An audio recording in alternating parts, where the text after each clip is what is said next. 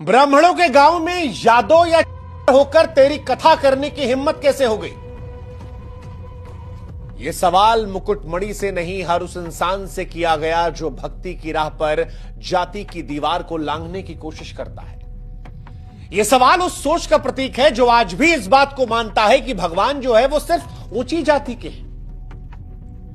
और इन लोगों से आज हम ये सवाल पूछते हैं कि क्या भगवान श्री राम ने कभी शबरी से उसकी जाति पूछकर उसके जूठे बेर खाए थे? क्या भगवान श्री कृष्ण ने सुदामा से दोस्ती उसकी जात देखकर की थी? और अगर हमारे भगवान भेदभाव नहीं कर रहे थे तो भगवान के नाम पर ये कौन से धर्म के ठेकेदार हैं जो भगवान को बदनाम कर रहे हैं? क्योंकि ये जो घटना है ये इंसानियत को तार तार करने वाली है, धर्म को खोखला बताने वाली है, समाज को भीतर से तोड़ने वाली है।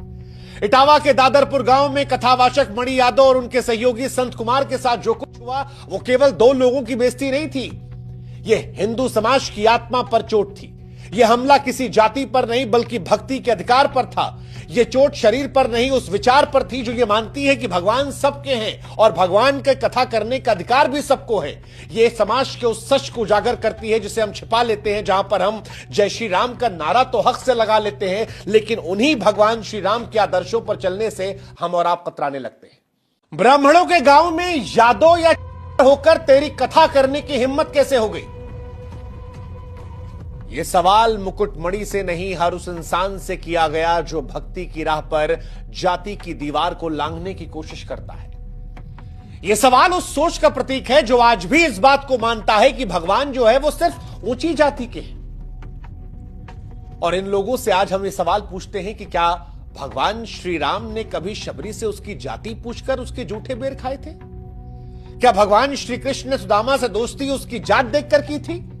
और अगर हमारे भगवान भेदभाव नहीं कर रहे थे तो भगवान के नाम पर ये कौन से धर्म के ठेकेदार हैं जो भगवान को बदनाम कर रहे हैं? क्योंकि ये जो घटना है ये इंसानियत को तार तार करने वाली है, धर्म को खोखला बताने वाली है, समाज को भीतर से तोड़ने वाली है। इटावा के दादरपुर गांव में कथावाचक मणि यादव और उनके सहयोगी संत कुमार के साथ जो कुछ हुआ वो केवल दो लोगों की बेइज्जती नहीं थी, यह हिंदू समाज की आत्मा पर चोट थी।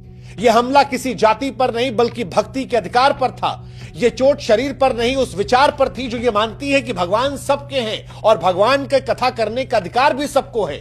यह समाज के उस सच को उजागर करती है जिसे हम छिपा लेते हैं, जहां पर हम जय श्री राम का नारा तो हक से लगा लेते हैं, लेकिन उन्हीं भगवान श्री राम के आदर्शों पर चलने से हम और आप कतराने लगते हैं।